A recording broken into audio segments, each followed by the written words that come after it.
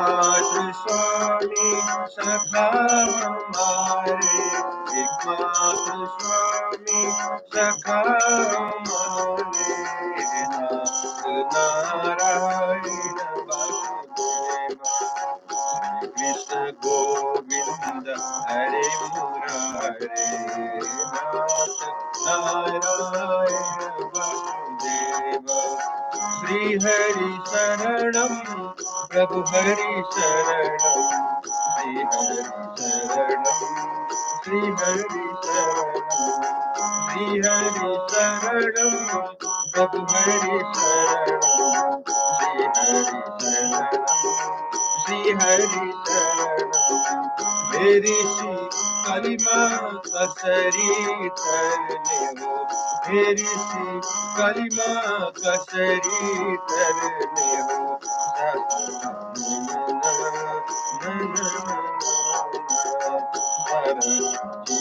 अब आज्ञा हो, मेरी सी कलिमा कसरी तरने हो,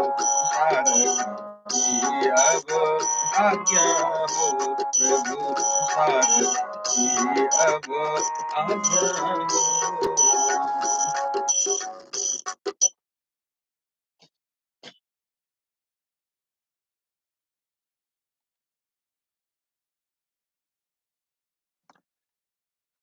जय श्री हरि, नमस्कार। आज श्री हरिवंश पुराणको 238 दिनमा यहाँहरू समक्ष म आज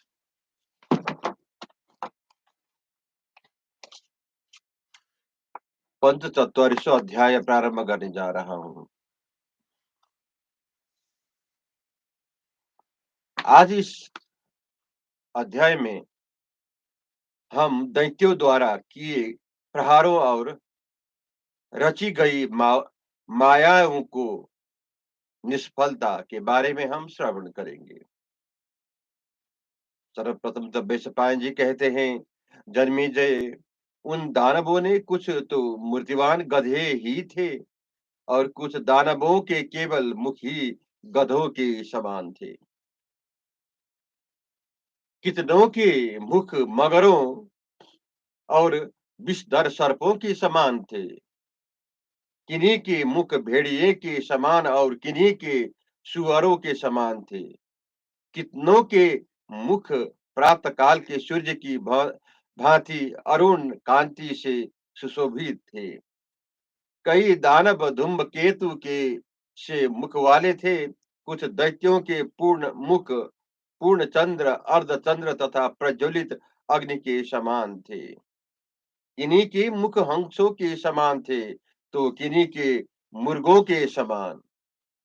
कितने ही दैत्य मुहबाहे रहते थे, अतः बड़े भयंकर जान पड़ते थे। किन्हीं किन्हीं के 5 मुख थे, कोई कोई लबलबाती जिह्वा से अपने जबड़े चाटते थे और कितने ही दैत्य कौओं तथा गिद्धों के समान मुख वाले थे। किन्हीं की जिह्वा बिजली की समान चमकती रहती थी, किन्हीं के 3 सिर थे।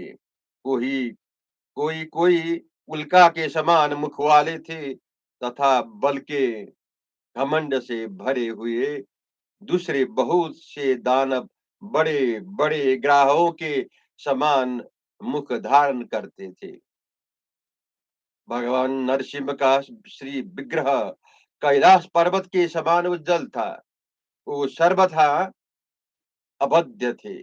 उनके शरीर में दैत्यों द्वारा की गई बाणों की वर्षाओं ने तनिक भी पीड़ा उत्पन्न नहीं की।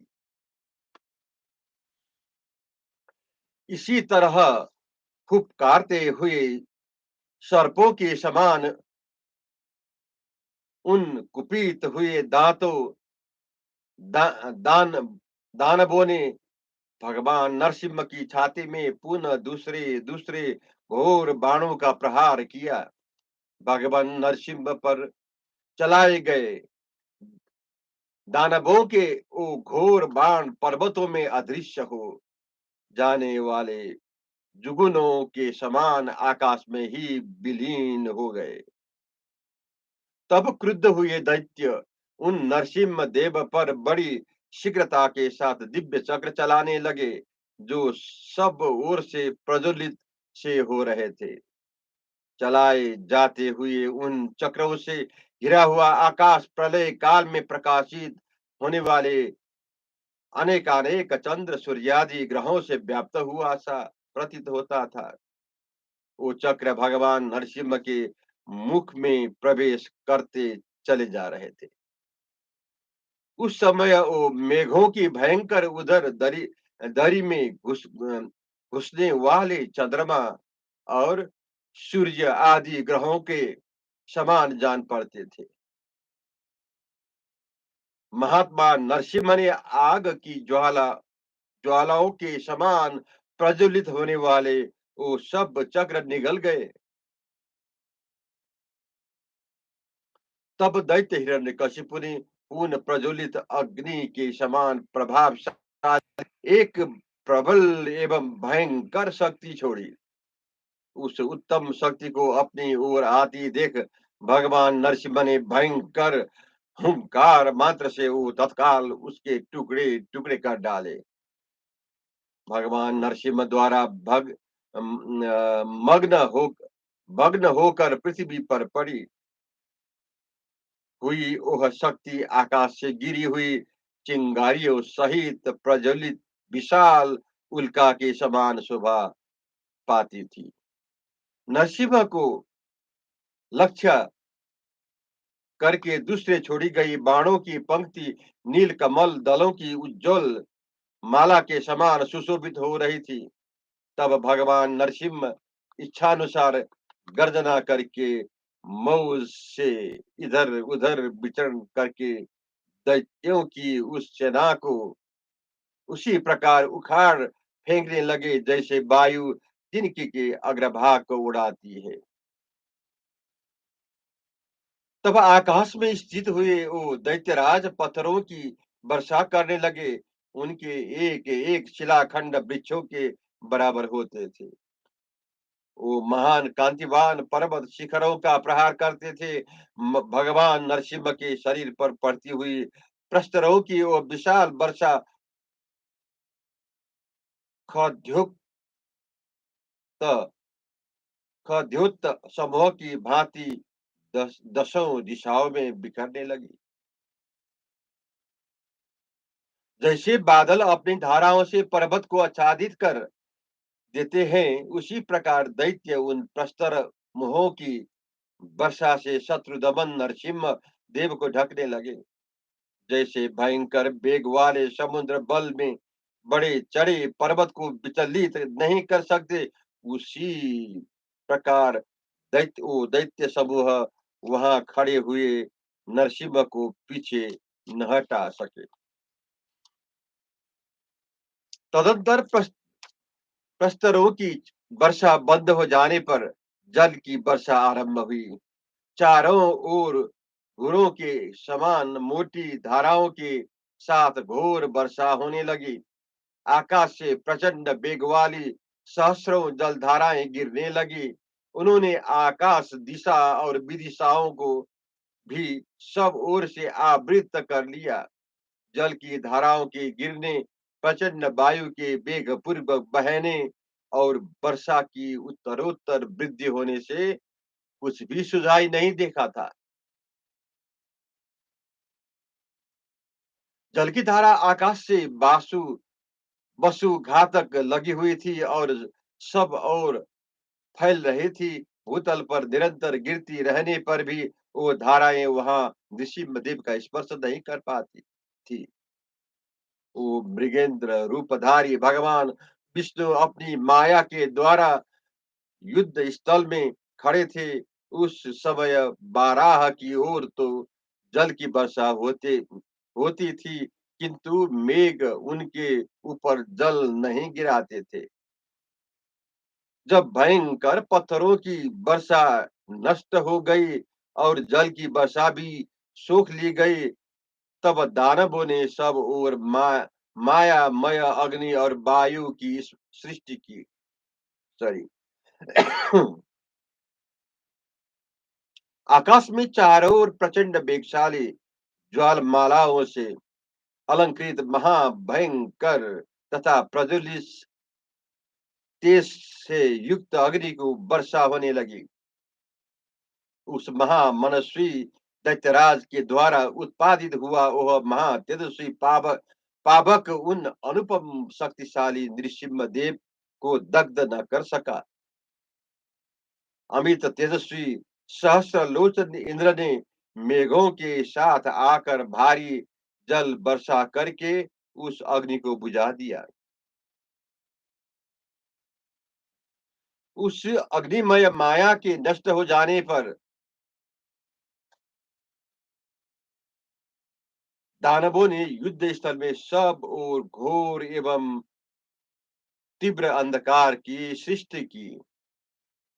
जब सारा जगत अंधकार से आच्छन्न हो गया और दैत्य लोग हाथ में हथियार लेकर युद्ध के लिए उद्धत हो गए, उस समय भगवान नृसिंह अपने तेज से सूर्य देव की रण क्षेत्र में भगवान के ललाट में 3 शिखाओं से सॉरी इसको फिर श्रवण कीजिए। उस समय भगवान नृसिंह अपने तेज से सूर्यदेव की भांति प्रकाशित हो उठे। उस समय दानवों ने रण क्षेत्र में भगवान के ललाट में 3 शिखाओं से युक्त भ्रिकुटी देखी, जो त्रिकूट पर्वत पर स्थित हुई त्रिपथ त्रिपथगा गंगा के समान सुशोभित होती थी। जय श्री हरि। अब मैं षठ चौवालीसवां अध्याय प्रारंभ करने जा रहा हूँ। इसमें आज हम दैत्य के विनाश की सूचना देने वाले महान उत्पाद हिरण्यकशिपु का गधा लेकर धावा करना तथा उसके पैरों की दमकते पृथ्वी, पर्वत, नदी एवं देशों का कंपित होना, इसी विषय में हम आज श्रवण करेंगे। प्रथम तब वैशंपायन जी कहते हैं, जन्मेजय, जब दैत्यों की सारी माया नष्ट हो गई, तब सबके सब खिन्न होकर हिरण्यकशिपु की शरण में गए। तब दैत्य हिरण्यकशिपु ने क्रोध से प्रज्वलित हो पृथ्वी को तेज से दग्ध सा करता हुआ उसे कंपित कर दिया। फिर तो सारे समुद्र और जलाशय क्षुब्ध हो गए। वन, कानन और वृक्षों सहित समस्त पर्वत हिलने लगे। दैत्यराज हिरण्यकशिपु के कुपित होने पर सारा जगत अंधकारमय हो गया। अंधकार से आच्छादित हो जाने के कारण किसी भी वस्तु का ज्ञान नहीं होता था। आह आओह, प्रओह, विओह, पराओह, समोह, महाबली, उद्धत तथा श्रीमान परिओह, ए साते आकाशचारी समीर क्षुब्ध होकर भय की सूचना देने लगे। जो ग्रह संपूर्ण जगत का संहार होने का समय प्रकट होते हैं, वो ही उस समय आकाश में उदित हो बड़े हर्ष और सुख से विचार रहे थे। चंद्रमा आकाश में नियत योग के बिना ही अति चारण गति से दूरवर्ती नक्षत्रों के साथ भी संयुक्त होने लगे। नरेश्वर ग्रहों और नक्षत्रों से सारा आकाश जल उठा। सूर्यदेव आकाश में श्रीहीन से हो गए। व्योम मंडल में काले रंग का महान कबंध दृष्टिगोचर होने लगा। सूर्यदेव काले रंग की घूम की भयंकर बत्ती छोड़ने लगे।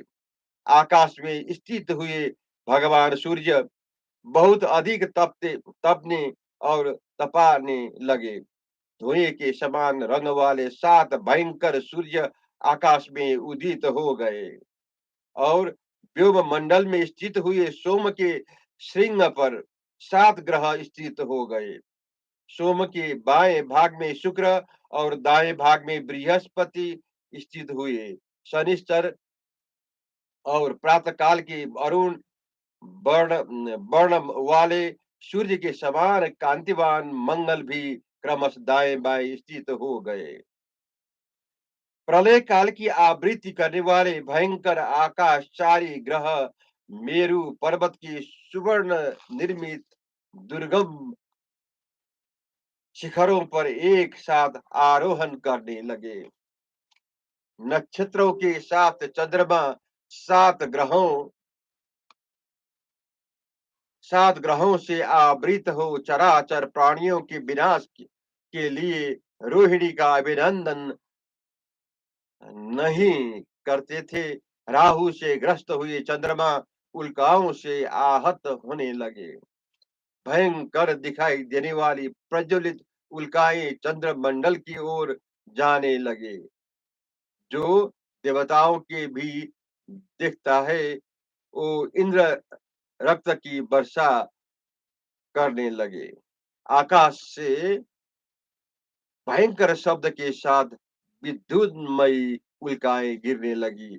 सभी वृक्ष असमा असमय में फलने लगे। समस्त लताएं फलों से लद गई, जो दैत्यों के विनाश की सूचना दे रही थी।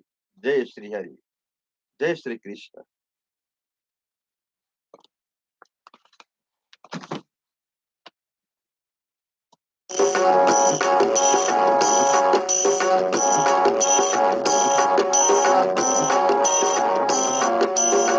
नाथ नारायण वसुदेव, श्री कृष्ण गोविंद हरे मुरारी। हे नाथ नारायण वसुदेव, एकमात्र स्वामी सका हमारे। एकमात्र स्वामी सका हमारे। हे नाथ नारायण वासुदेव, श्री कृष्ण गोविंद हरे मुरारी। हे नाथ नारायण वासुदेव, श्री हरि शरणम प्रभु हरि शरणम। श्री हरि शरणम, श्री हरि शरणम, श्री हरि शरणम प्रभु हरि शरणम।